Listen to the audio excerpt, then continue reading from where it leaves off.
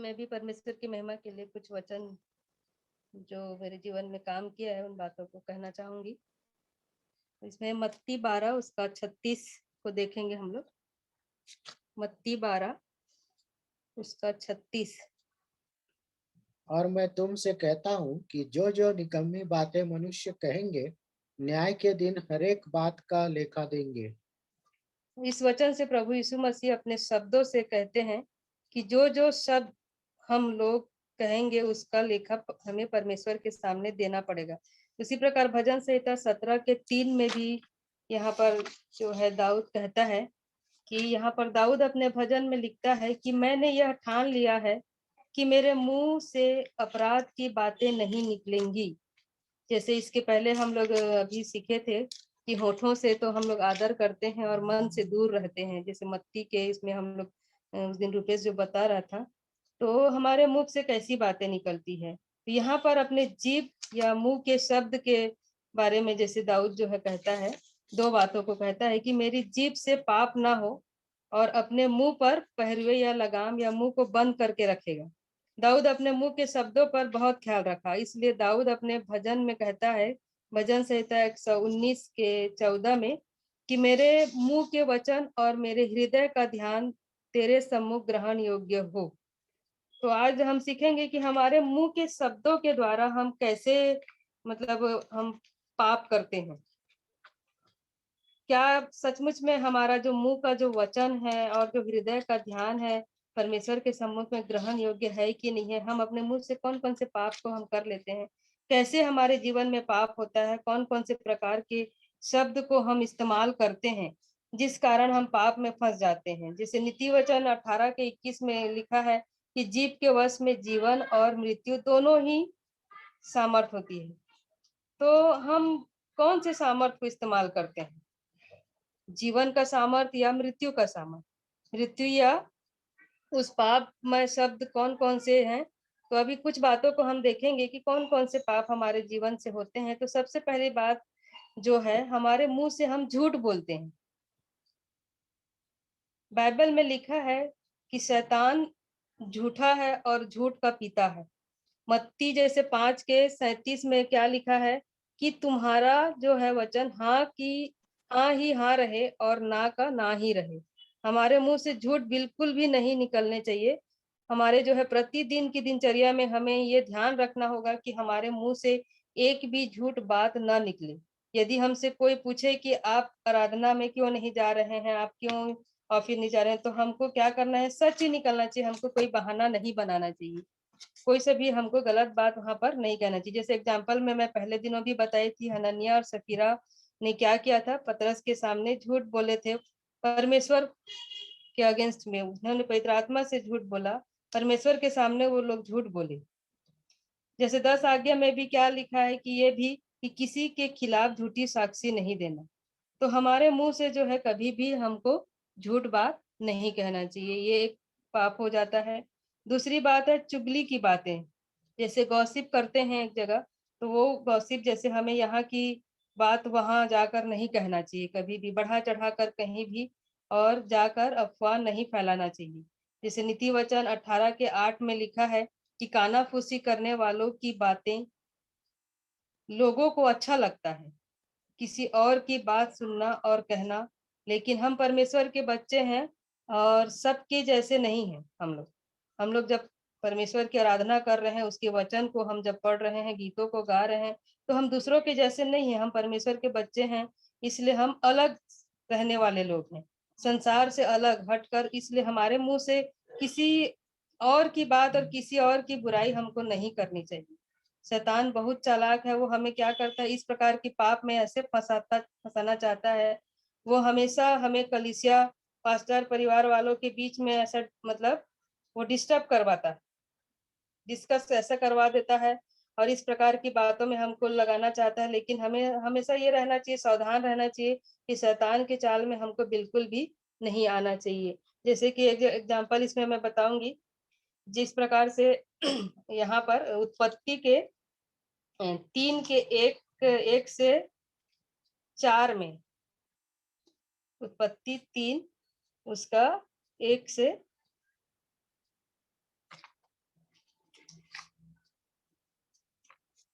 3:4 में जैसे लिखा है, यहोवा परमेश्वर ने जितने बनैले पशु बनाए थे उन सब में सर्प धूर्त था। उसने स्त्री को कहा, क्या सच है कि परमेश्वर ने कहा तुम इस वाटिका के किसी वृक्ष का फल न खाना?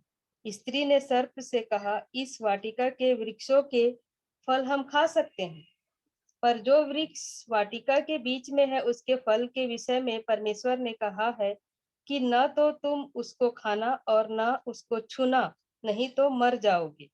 यहाँ पर देखिए, परमेश्वर जो है, ये जो है आज्ञा जो है आदम को दिया था कि तुम वाटिका के हर एक फल को खा सकते हो, लेकिन एक वृक्ष के फल को नहीं खाना है, जो भले और बुरे वृक्ष का फल है उसको नहीं खाना है। ये आज्ञा तो परमेश्वर ने आदम को दिया था, लेकिन जो सर्प है वो हवा को जब आके वो पूछता है, तो ये क्या कहती है कि परमेश्वर ने कहा है कि न तो तुम उसको खाना और न उसको छूना, जबकि परमेश्वर ने ऐसा नहीं कहा था। उसने क्या कहा था? फल को नहीं खाना है कहा था, और ये क्या करी उसमें और एक्स्ट्रा ऐड कर दी कि उसको छूना नहीं, नहीं तो मर जाओगी। तब यहाँ पर शैतान क्या करता है, उसकी कमजोरी को वो पकड़ लेता है और वो कहता है कि ये तो मतलब जो एक्स्ट्रा बात कर रही है करके, और उसको अपने कब्जे में ही कर लेता है।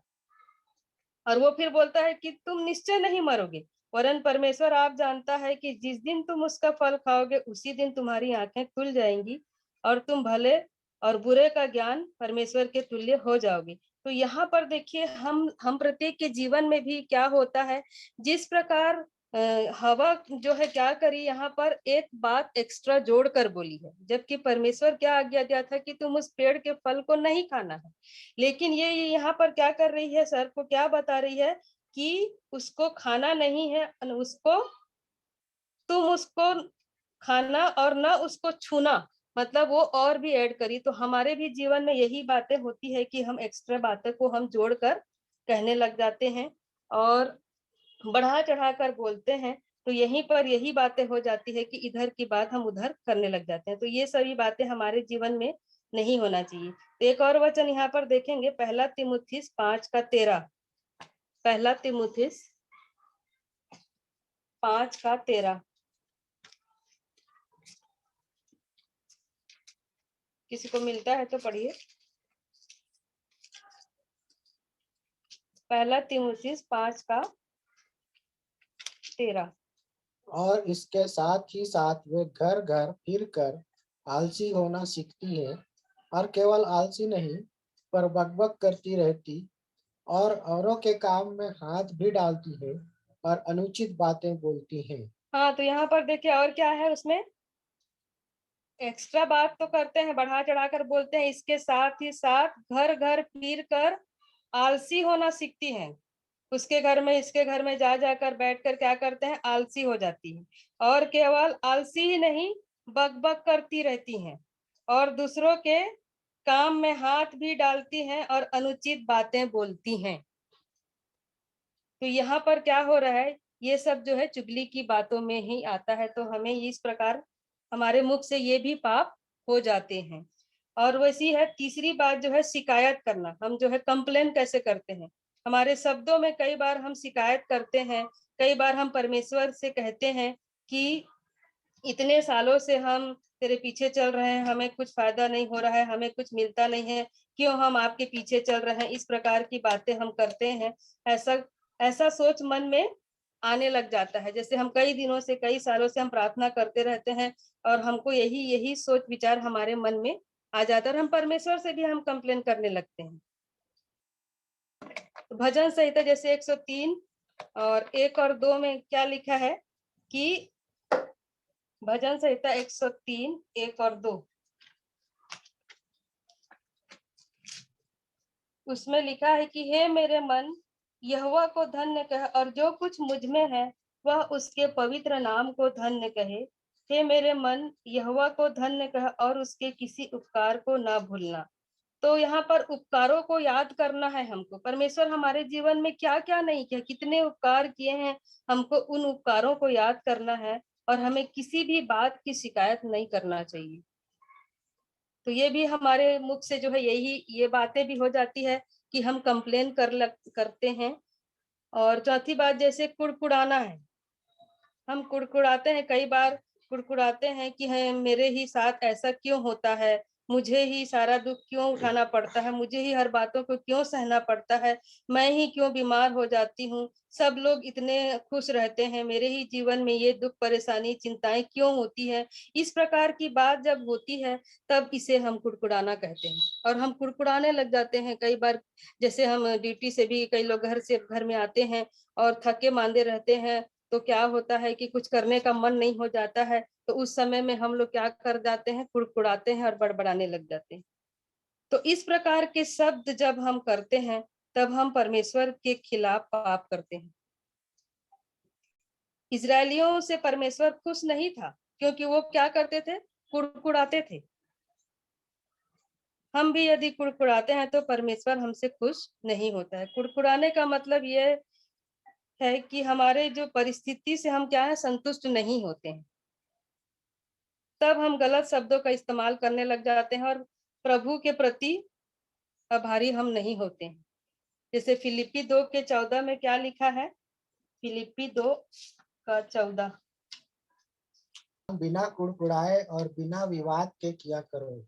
यहाँ पर जैसे सब काम बोला है, मतलब हर एक काम को हमको क्या करना है, बिना कुड़कुड़ाए करना है। हर काम, चाहे झाड़ू मारना हो, चाहे पोछा लगाना हो, चाहे हमको घर का खाना बनाना हो, चाय बनाना हो, जो भी काम है, ड्यूटी जाना हो, और जो भी जिम्मेदारी हमको निभाना है, हमको हर एक काम को क्या करना है, बिना कुड़कुड़ाए ही निभाना है और करना है।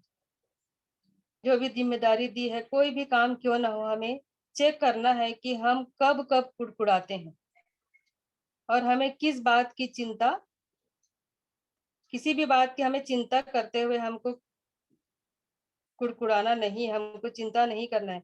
परमेश्वर को अपना जीवन सौंपना है, और कभी भी किसी बात के लिए हमें नहीं कुड़कुड़ाना चाहिए, क्योंकि अक्सर हम क्या हो जाते हैं, हर बात में बड़बड़ाते हैं और कुड़कुड़ाने लग जाते हैं। तो सचमुच में हम लोग जो है अपने शब्दों के द्वारा जो है इस प्रकार के पाप करते हैं, और भी हैं। तो जैसे अभी मैं 2-3 बातों को बोली, जैसे हमें झूठ नहीं बोलना चाहिए अपने मुख से, और चुगली हमें नहीं करना चाहिए, और शिकायत भी हमें नहीं करना चाहिए किसी के प्रति, और कुड़कुड़ाना भी हमें नहीं चाहिए। तो इस 4 बातें तो हमारे, मैं अभी अभी सीखी हूँ, और भी जैसे मुझे अगुवाई होगा तो आने वाले दिनों में मैं ज़रूर उसको शेयर करूँगी। तो सचमुच में आज हम अपने मुख से इन पापों को जैसे हम करते हैं, तो सचमुच में हमको ये ध्यान देना है कि मेरे मुँह के वचन और मेरे हृदय का ध्यान तेरे सम्मुख ग्रहण योग्य है कि नहीं। तो हम जो बोल रहे हैं, हमारा वचन जो है, और हम हृदय में हमारे मन में क्या बातें हैं, वो परमेश्वर को भा रहा है कि नहीं, परमेश्वर उसको ग्रहण कर रहा है कि नहीं, इन बातों को सच में हमें ध्यान देना चाहिए। और ये जो पाप छोटे-छोटे हमारे मुख से होते हैं, वो हमें नहीं करना चाहिए। तो परमेश्वर करे इस वचन के माध्यम से सब आशीषित होंगे, मेरा विश्वास है। Thank you.